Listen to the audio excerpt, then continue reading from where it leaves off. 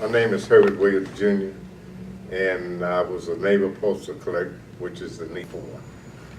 I'm the oldest, and my brother was 17 when he went in. My mother signed for him. And so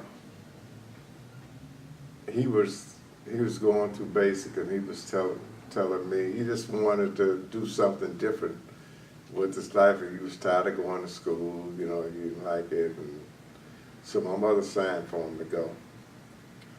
And so while he was in basic training, he'd write me letters and tell me, his experiences, and that it really wasn't that bad, and that, I should try it, And so I was listening to him, and I'd write him. I wrote him just about every day. And he would send me letters back, telling me, "But brother, you really would like it, man. You ought to try it, And so I took him at his word, and I tried it, and I didn't like it at first. I said, man, these folks talk to you like they cuss at you like, as I remember my grandma would say, listen at you, boy, they're cursing like a sailor. Then I knew what she was talking about.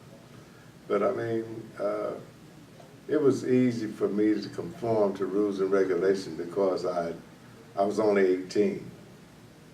And that's what made the difference for me. Although I was kind of upset with my brother for sending me through that, and it was 2 weeks. I was there 2 weeks before I saw him. And when I saw him, I didn't hardly recognize him because he was almost as dark as I am, and he was really light-skinned, prior to going into service. And I looked at him, I said, man, what did it do to you, bro? Did it burn you up?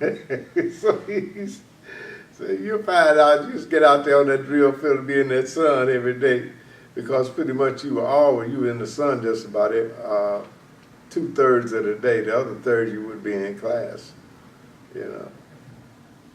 And so it was okay, after he got out and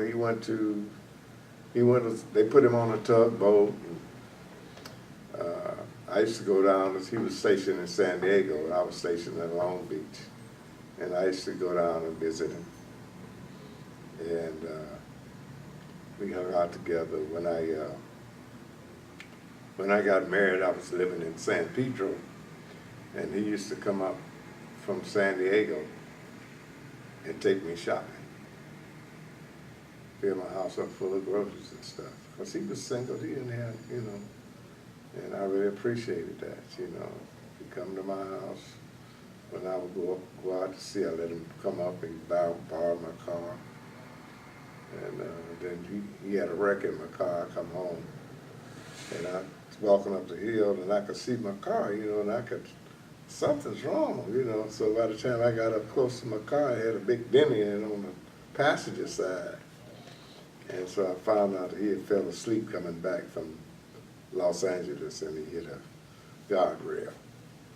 That's the only thing saved his life, But other than that, my brother was, he was always there for me, And we were there for each other. We were kind of, when we were kids, we really wasn't a lot closer.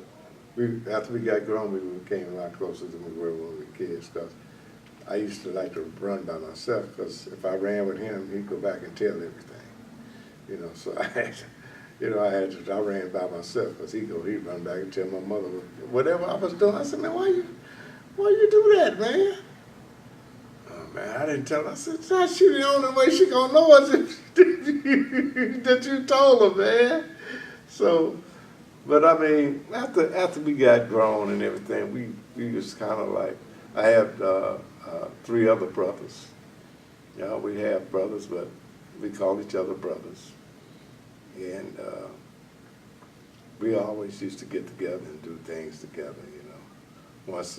by me being the oldest, and my brother was next to me, then I had 2 other brothers, and they were, one brother,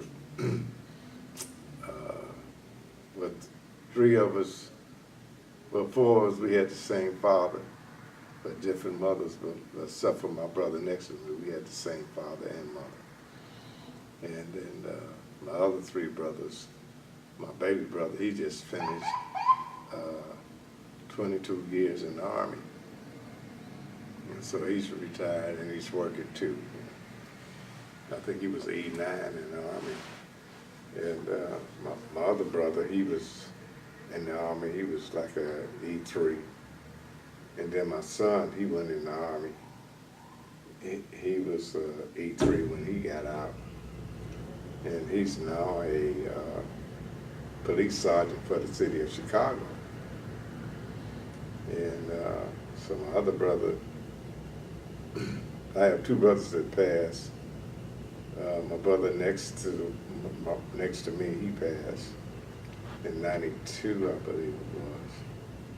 And my brother next to me died in '87. So there's three of us left.